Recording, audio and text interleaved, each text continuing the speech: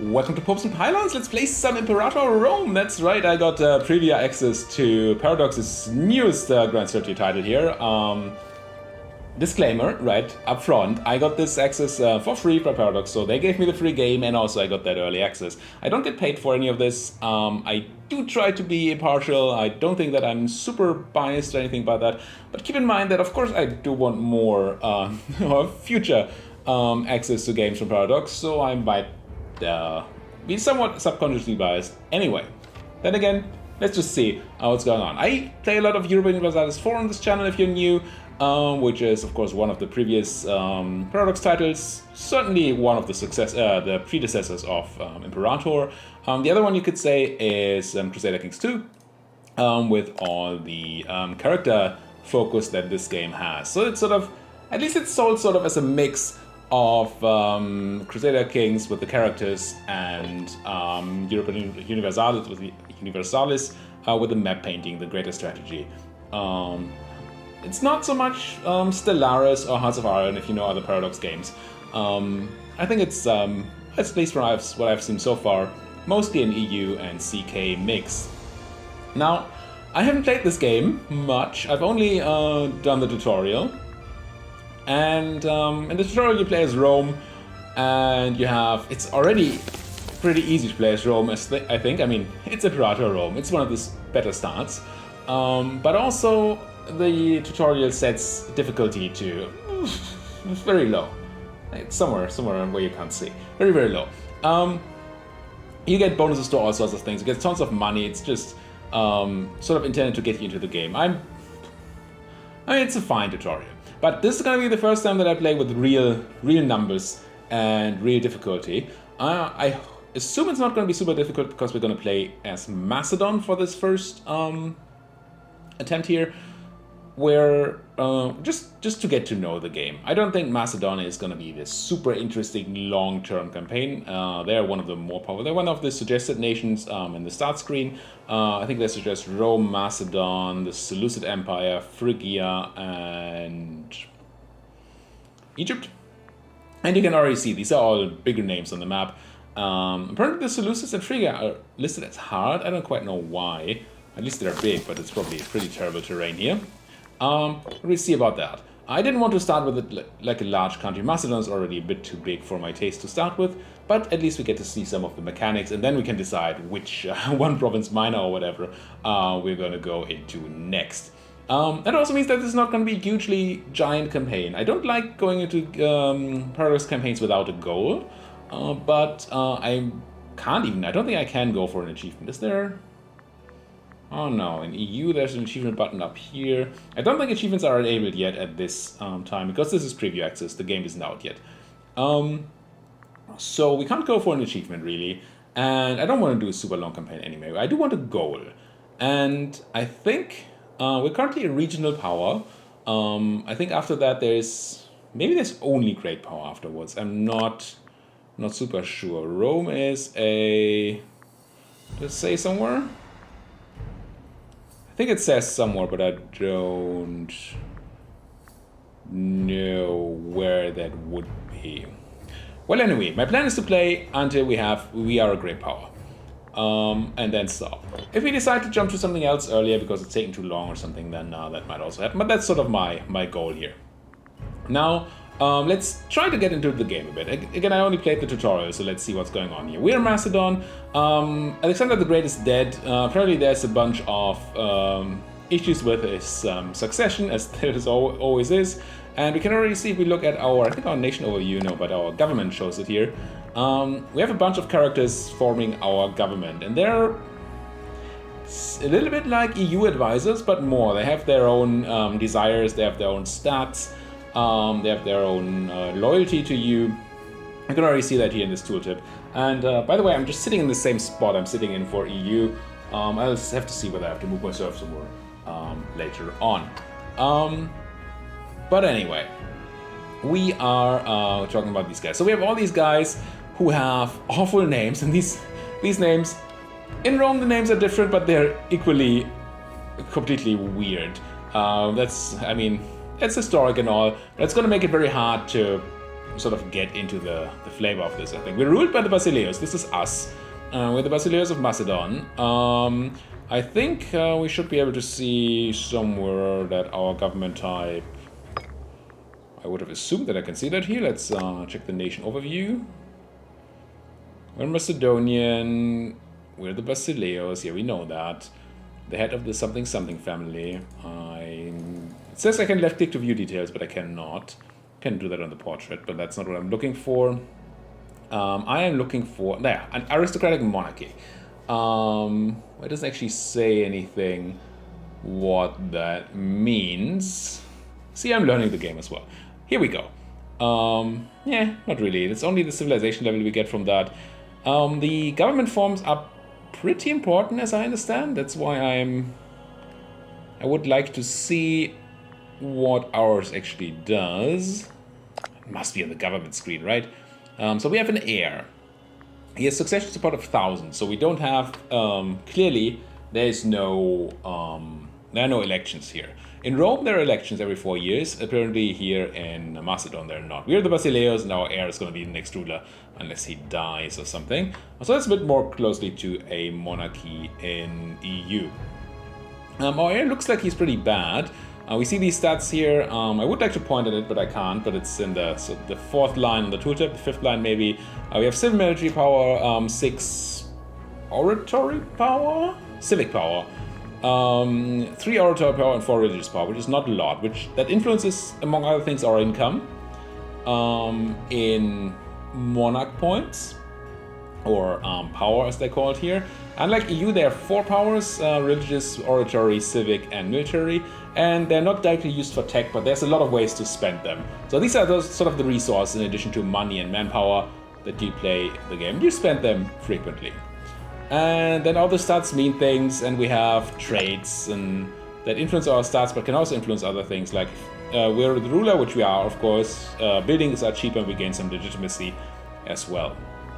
Tons of things, and then we have all these people in our government who do things. Like in CK, there's always a stat that's important for the position that they're in, and I assume that these are somewhat well chosen for that.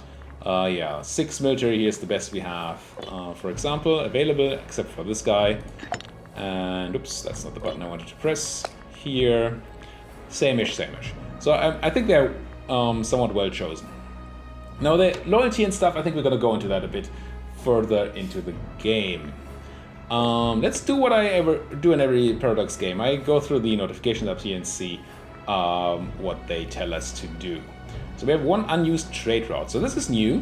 Well, new. The game is new, but new to EU games. EU games. Paradox games, I think. Are these trade routes?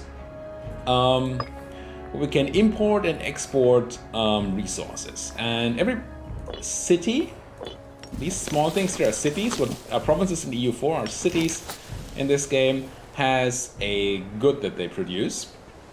And when you have a surplus in the capital state, you get an additional bonus. And if you have a surplus in provinces as well. So you can have it, which does something, like in this case, population growth. And then if you have a surplus, then you get even more.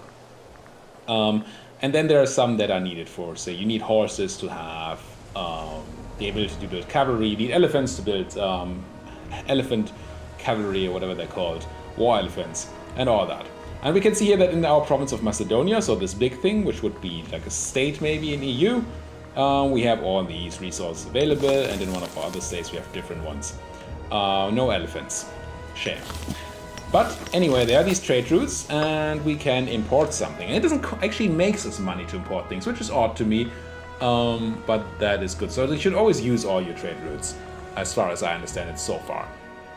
So what has looked good to me is population growth. So get more people to work for you. And if we had a surplus, the capital here of fish. So fish gives population growth, and I don't think we have fish yet, right? Does it show that here?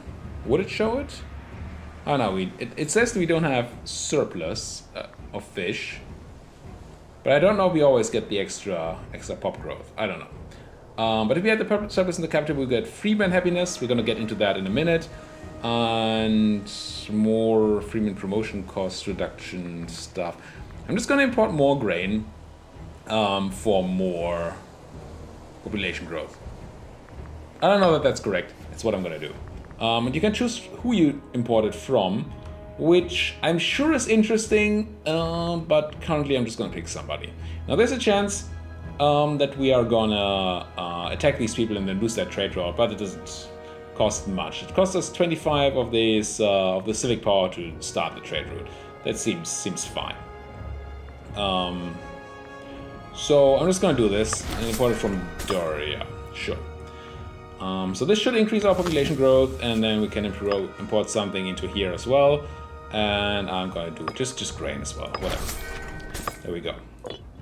Let's just get that grain flowing. Oh, there's one more province, but they don't have a trade route. So there are a couple of factors that influence trade routes. I don't know what all the factors are, but we get one here because there's a state policy going on, or a governor policy here in Kalkidiki. Encourage trade, which gives us one more trade route and commerce income. You can change these for all your provinces, but that costs monarch points and can sometimes make people unhappy. This one, for example, I'm not the biggest fan of. We get more tax and more commerce income, but the governor of the province, which in this case is actually us, takes more money out of the public pool. So we're paying ourselves in this case a wage, which is odd. We have our own wealth tool. See, we have 1,000 available to us, and our country only has 272. So we're much richer than the country itself. Anyway, are we the governor of all these places? It does seem so. Okay, seems fine. Now, what else do we have here? We elect commanders for our armies. We have one army of 21,000 people here. We have archers, heavy infantry, and light cavalry, and I think we're gonna go into that a bit more later as well. We can't click these portraits, unfortunately, to do something. We have to click here, and could lead the armies ourselves. I mean, why not, right? Whatever could go wrong. Let's grab you. And then the first Nauticon, our navy, also wants a commander. I don't know that we actually need to do this right now. I don't think I want my navy, or we need our navy in combat anytime soon. Let's keep that up. We can call down an omen, and we can afford a new invention. So these are two things. Inventions come with tech. Every tech you get 3 inventions you can choose. They cost 100 civic power each, and they give you small bonuses. Starting discipline for units, for example, multi-tech. You see we gain a certain amount of tech every month, research points, and then a multiplier here depending on the skill of the researcher, among other things potentially, like this. So we get another 5% bonus here if we took that. Doesn't seem insane. More commerce income. I don't think we make a lot of money from commerce. 2 ducats gold a month, 2.5, or we make 11 from taxes, so it's not a lot of money either. Improve opinion maximum. Fabricate claim cost could be interesting because it costs oratory power to fabricate claims. We want to attack people, and making that 10% cheaper means after a while, after we spend I guess after we spent 1,000 oratory power, we sort of broke even. Over time, that's gonna certainly pay off. Good reputation. Omen power is interesting. We're gonna get into Omen. These are temporary buffs you can turn on, and this makes them a bit stronger. But I'm actually not the biggest. It doesn't seem great to me. I have no idea how technology speed works, and this tooltip doesn't help me at all. Technology speed is not a stat that we have around here. When speed, it can't increase the tick rate. I don't think it increases this. Well, research speed, maybe. Maybe it just increases all the research. Let's grab it, because that would be good, right? See, we have 90 across the board, and now we have 95 across the board. Okay, except for the religious. Oh, it's not technology. Maybe that's why it's not research, because religion is not technology, I guess. All right. So we have that done. Now we can call down an omen. I'm not sure we have to. So this costs 200 religious power and gives us a bonus of something. Pop growth could be nice. I don't know that we need like discipline or anything or manpower. We seem to be pretty powerful. Research could also be interesting. I'm gonna go with population growth because more population seems just like a good thing. Every province, I'm not gonna go that into in deeply, but you have 4 types. I think there are only these 4 types of pops in your cities. You have the citizens who provide research and commerce value, mostly research. You have freemen who give you just manpower. You have tribesmen who give you some tax and manpower, but less manpower than the freemen. And you have slaves who just give you money. So tribesmen are sort of a mix between freemen and slaves, I guess. In total, it's a bit tough to do the math here. So we get it's a little more than double the tax from the slaves as opposed to the tribesmen. And manpower 5 or 45, so it's 9 per freeman, and we get 10 from a tribesman. Interesting. So we actually, well, they operate at a bit better output percentage there. So they seem to give the same. No, they give half the manpower because this is 2. Okay, so we get half and half. So tribesman is really just the average of a freeman and a slave. And there are ways of moving these around. You see the next pop that's going to grow here is going to be a citizen for more research. All right, let's try to get some gameplay going. I think let's briefly look at these other screens just to see whether I missed something completely. These are our regions, provinces, and their governors. And these are our, maybe our subjects or something. And these are also, no, these are just different provinces that have a different governor. And these have different colors here, but we have a bunch of subjects, if I'm not wrong, which we should be able to see somewhere. Certainly. Let's just right-click our country. That's the screen I'm looking for. And we have Argus down here. We have Euboea over here, and Paeonia.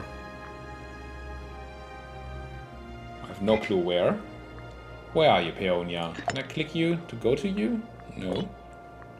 And no, that's not what I'm looking for. Paeonia. Show me. Okay, over there. We have Paeonia as a subject as well. So we have a bunch of friends already. Who can we attack? Yeah, I'm gonna go into these screens later. I don't feel like doing this right now. I think it's not important. What about this place here? We're talking Boeotia, an oligarchic republic. They're guaranteed by Phrygia. Okay, that's interesting. So Phrygia, gigantic people over here. They have, I can see that somehow. They have 24 cohorts in their army, so slightly more troops than we do. I don't know about the quality. I don't think I can see that. Can I? No. But we know they have 24 units and a bunch of manpower. So this is probably not a fight we want to take right now, in addition to the 5 that these people have. What about you, Napakos? Is Phrygia just guaranteeing everybody around here? Is that what's going on? You're not guaranteed by anybody. So Arcania has no friends. I could declare war right now. Well, not right now because we have to wait until November, same as in EU. But that would be a no-CB war, and that would cost us stability, just like in EU. But we can fabricate a claim, and that's unlike EU. You don't have to spend time or anything, but you have to spend oratory power. And as far as I've seen, that's one of the main uses of oratory power, is just fabricate claims. I'm going to fabricate a claim on the bigger province here of Epirus. I don't actually know whether that matters. I haven't seen any mathematical difference. In EU, you pay dip for every province you take that doesn't, that you don't have a claim on. Dip is not a thing here, and that doesn't, nor are any of these other powers used, apparently. Or maybe there was a tutorial thing and it happens in the real game. I don't know. Let's get our army marching. We have a month before we can declare war anyway, so that's fine. There's a macro builder, by the way. It's pretty basic, but it exists. We should definitely have a look at that soon. Now, I'm not the biggest fan of losing this much money right now, and I don't quite know how we're going to fix that. Our army's expensive. It's mostly our army and our forts. Now, I don't know if I can mothball forts. Is this my capital? Do I have a capital? And if so, where is it? I don't know. It's already in here, right? Yeah, it's Macedonia and Macedonia. I'm sure that's my capital. I don't know how I would see that. You know, we'll find out. So can I mothball this fort? I wouldn't know how. Build units. Don't even know where I see my fort level. There's a fort here, right? There must be. Level 1 fort in Amphipolis. And it says here that I have a fort level 1, but nothing else. Okay, fine. By the way, buildings, there are only 4 types of buildings, and you can build multiples of the same one. There are granaries for growth, there are fortresses for forts, training camps for manpower, yep, and then marketplaces for money. Unfortunately, the macro builder, unlike in EU, does not show you the value of the building you're going to build. I don't know where the best place would be to build a marketplace. We'd have to find that out ourselves, but not now. I'm just going to assume that we're going to fix our money situation somehow. Now, these galleys cost maintenance. If we're not going to use them in this war, which we're not, maybe we can go ahead. Is there an economy overview there? Put our fleet maintenance to 0, decrease pay. Morale goes to essentially 0, but we only pay half for the navy. That seems good. Not going to do that for the army. Could do it for the forts. Actually, that's probably correct for now. Less garrison size, less fort defense. We don't need it. In before getting attacked. We could drop wages, but then our the people we've hired would like us less. And that includes like all of these people. We pay everybody that works for us a wage to do it. I don't know if that's very Macedonic. Anyway, let's unpause so we get some gameplay in before this episode is over. So, our army is moving in. The game, it's an interesting change. Usually Paradox games start at speed 1. This one starts at speed 3. I'm going to speed up for a moment here. I'm going to try to play at speed 4 for most of the thing, but right now nothing is happening, so I'm going to run on speed 5. I hope that's okay with you guys. Stability over here, by the way, is very similar to EU. You can also buy it up very similarly. Religious power, we've seen all the powers. Yeah, that's that. What is this? Somebody wants... multiple things. Let's look at the event first. The Wars of the Diadochi. Largest empire in the world. Alexander died. The empire belongs to the strongest. We've gained claims. Oh, so I probably didn't have to fabricate any claim. We got claims on all these people who used to be Alexander's. Well, it was all part of the greater Macedon Empire.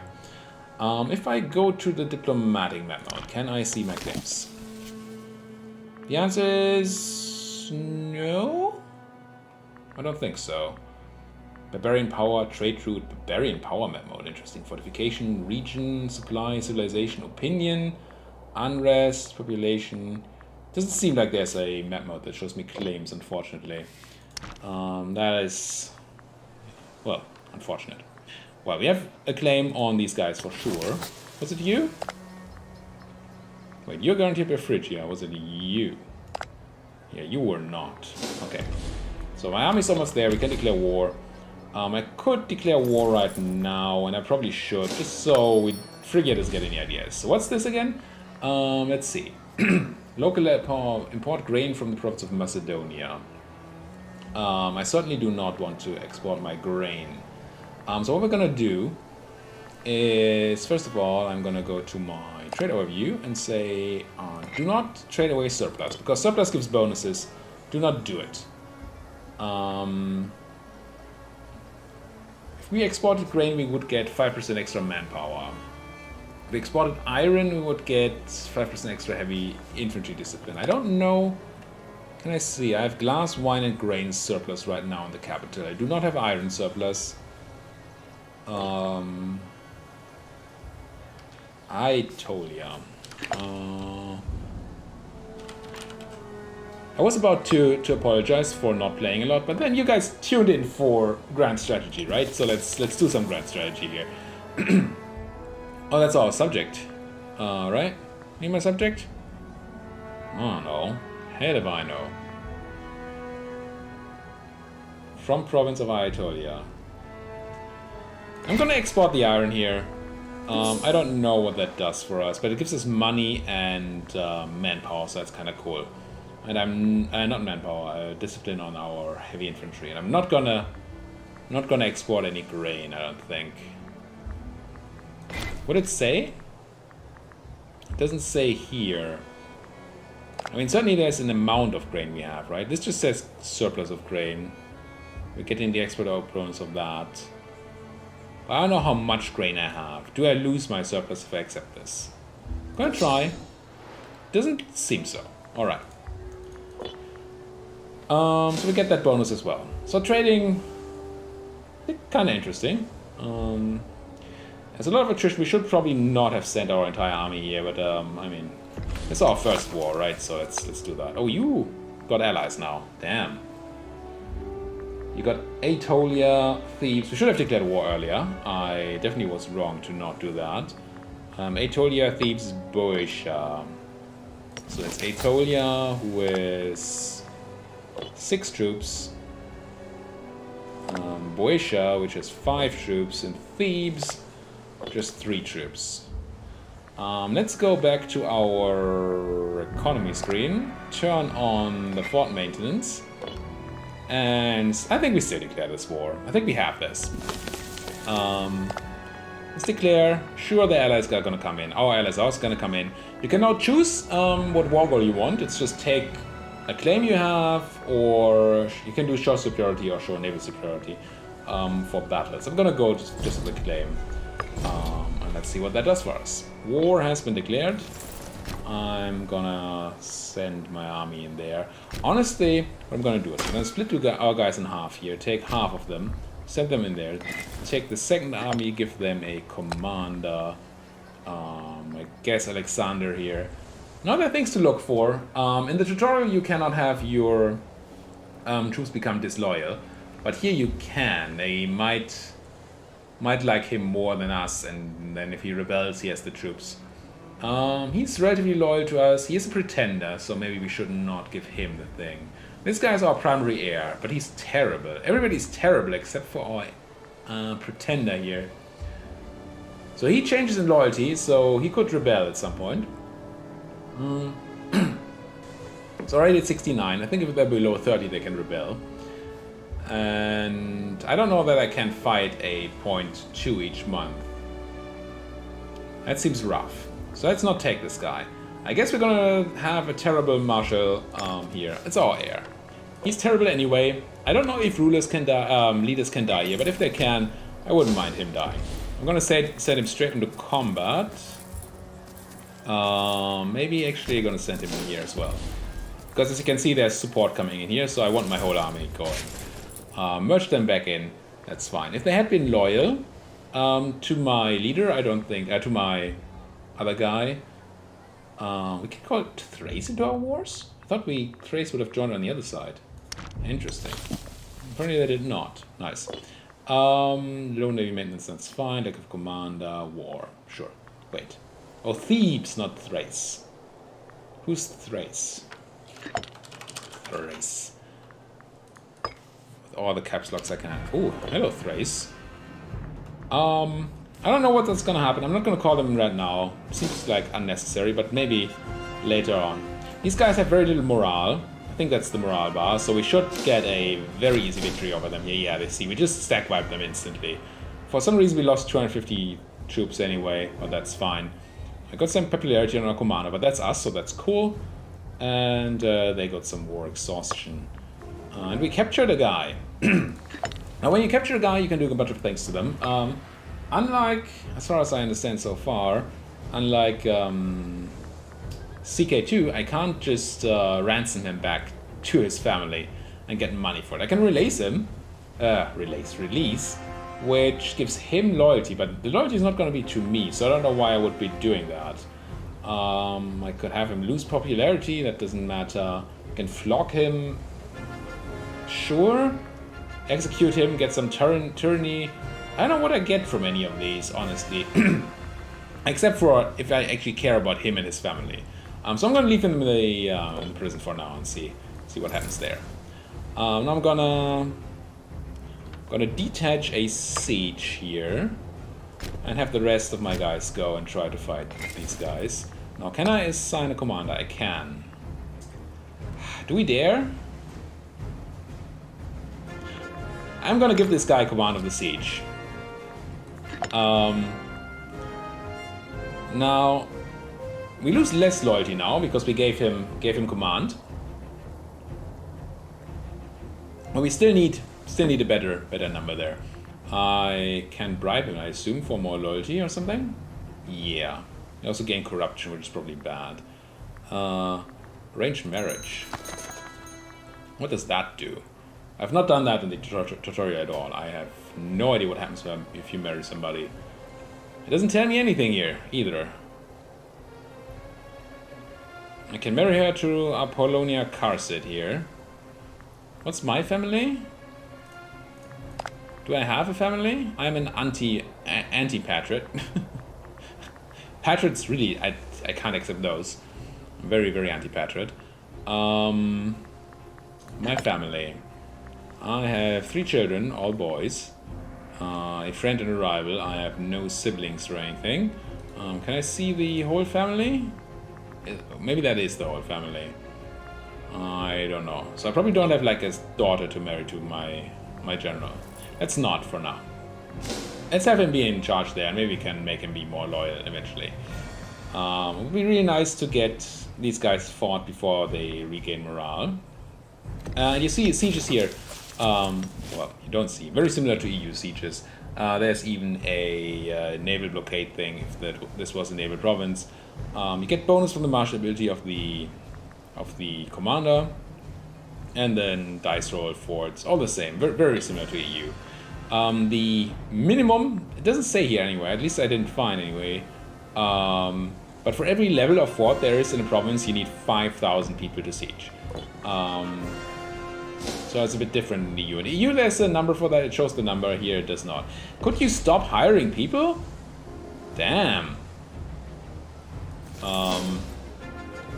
If they keep merging up here, we might have to do some proper work.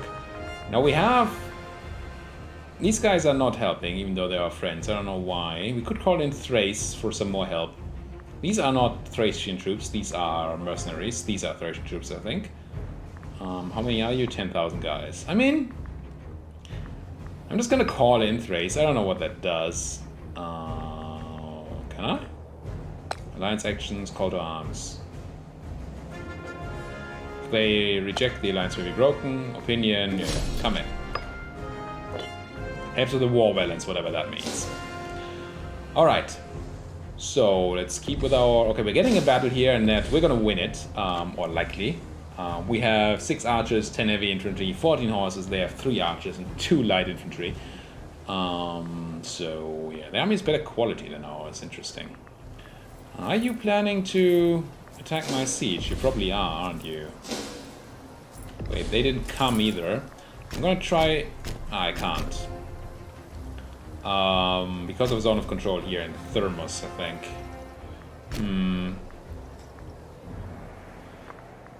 Maybe we need to keep this close. I can walk to Delphi, but I can't walk to Kellion. Maybe I should have my army over in Ochalia, just in case these guys decide to attack my siege.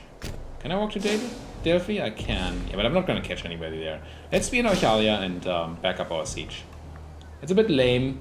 I would have liked to kill these guys before they can muster all their troops. But I can't... Oh, hello, you're coming back. No, I can't do much with that. But I don't need to be over there if I... Well, you're coming to my land here. You're coming to Apolios, right? Or whatever that's called. Opus? Can I walk to Opus? I think there's an arrow here. Yeah, there is. Okay. It's just gray because we're locked in. Petition. wealthy residents of Opus have sent a formal petition because they are occupied apparently. Every province in Aetolia, every own city in Aetolia gets unrest, and the governor of Greece, this guy, gets corruption and loyalty, or he loses loyalty and nothing else. I mean, he is pretty loyal. That's kind of nice. I don't like the unrest that they're threatening. He's not gaining any loyalty either.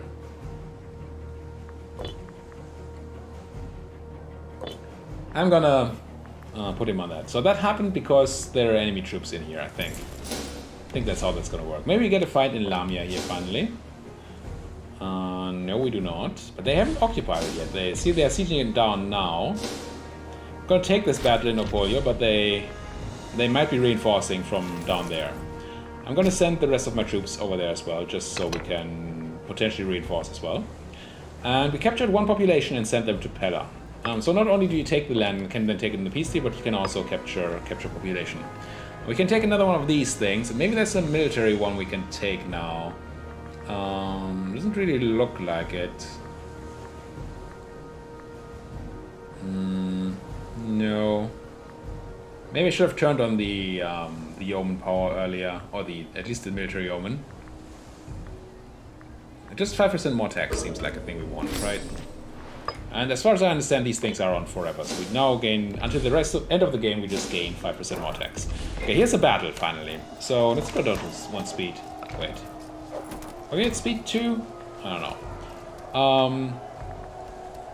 Well, we outnumber them, but they have a better stance chosen. So they have the phalanx stance, and I'm not quite sure how this is gonna fit into gameplay, but how it works is all these stances have bonuses and maluses, depending on, well, they have one of their own things, so in this case both sides gain less casualties, but also they are better against shock action. They just do more damage, 18.7% more damage for the shock action, which we are currently employed. And we do 10% less damage. So we're probably going to want to change our stance once this battle is over. I can't do it during battle, but for this army, for example, I can probably go and move to something else. And maybe look for something that's good against phalanx if we have that. At least something that's not bad against phalanx. Okay, so we don't have anything that's good against phalanx. We could go with our own. Or we could go for something that has maybe a different bonus. This skirmishing reduces casualties a lot. I don't know that we care about that too much. The other ones don't really matter. Just gonna go with envelopment here. And also turn our main army to that once we are done here. I don't know if they're gonna stay on phalanx or anything, but if they do, we want to be ready. So we lost 1,250 troops, they lost 3,000, that's fine. But we had all the numbers, right? Let's go and have, what did I say, envelopment? Sure. Are these the same? I think these are the same. There's still no bonuses, phalanx, no. Let's do that. Oh, we have 16,000 guys. See, there were reinforcements coming in. I don't think I can see his stance. That doesn't seem like it. It's a different guy, so maybe my change in stance doesn't help. We have our good ruler, leader in charge, but the game is unclear. They have higher morale, because we just fought a battle, but we have that heavy infantry, which seems nice, and cavalry, which may be okay.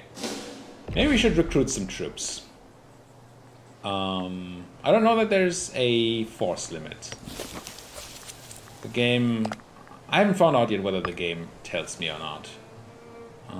Enslavement, efficiency, morale of navies, discipline, fort defense, leadership ability, morale of armies. We have some bonuses to sea law. Oh no, that's just how our units work. So these guys are mostly light infantry, right? Yeah, so we want something that's good against light infantry, and I think that's heavy infantry. Let's go to the macro builder, cohorts, and then look at our heavy infantry here. Bonus damage against chariots, heavy cavalry, and light infantry. Yeah. They're not good against horse archers or light cavalry or camel cavalry, but that doesn't seem to be a thing. Let's build some beige dialoy.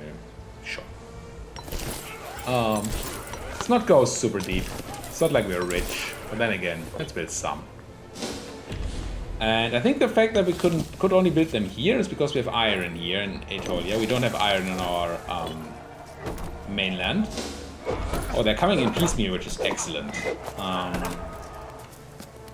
So this time, we have the wrong stance again. They chose shock action against our envelopment, which makes us do 10% less damage. I don't know if this is...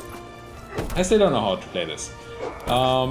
We can see we're outflanking them here. It seems like all units are dealing damage. Right? Even the ones on the flank seem to be doing damage, at least it says so. So I don't know if the flanking rules are very different from EU. We'll have to find out in the future. And our ruler is a bit better here as a general. Let's continue these battles and then put a cut in this first episode. We're already 40 minutes in. I did want to make this a bit long. Oh, we're losing this one. And I can't run away. Well, it says I'm going to lose this. Our side might lose. Once again, I have no idea what stance they're going to come in with. I'm going to stay in my envelopment stance and see what happens there. If they're going to keep on shock actioning or whatever they're doing. There's another round of guys. They are coming in with a... Give me the battle, please. See, now we have envelopment against their deception and we have the bonus. I don't know if this is just rock, paper, scissors or whether there's anything you can do to predict what the enemy is doing. Low navy maintenance war, yeah, we know all that. We still might lose this. We have the morale advantage here. No, I think we're winning. Okay. Ah, they have reinforcements. Now we won. Okay. We lost 2,400 troops and they lost 5,000. Considering that the game said we would lose, that seems fine. We took their general, the Pirate family. Okay. Now these guys are fleeing, and I haven't quite figured out yet again how fleeing works. I don't think I can just fight them again, but there's no white flag here or anything, so we'll have to see how that works. They're running to... where? Callipolis, Aetolia. So here. I could just stand here and see what happens. Send these guys over there, and then put a cut in here. Thank you guys so much for watching. Do let me know what you want me to do in Imperator. The fact that I'm playing Imperator doesn't mean that EU4 is going away anytime soon. Not at all. I'm a bit stretched on time right now, so I don't know how much EU I can do, but the Congo campaign is definitely going to finish it. Then I'm going to start something new, for sure. There may be a tiny bit of a gap in there. I hope not. But I definitely want to play more Imperator, so do let me know what you would like to see. There's a lot available here. We can just look at this map mode. Look at all these tags we could play. For example, as Murnicia in the middle of nowhere here in Spain, or in Iberia, I guess. Or, you know, as the Seleucid Empire. Or somebody else.